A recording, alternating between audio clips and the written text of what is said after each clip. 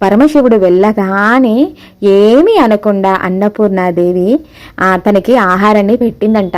అంతే కదా అమ్మ స్వరూపము. ఎలాగా అమ్మ స్వరూపం అంటే మనం ఎలాగుండాలి? ఆకలిని తీర్చే శక్తి స్వరూపిణిగా ఉండాలి.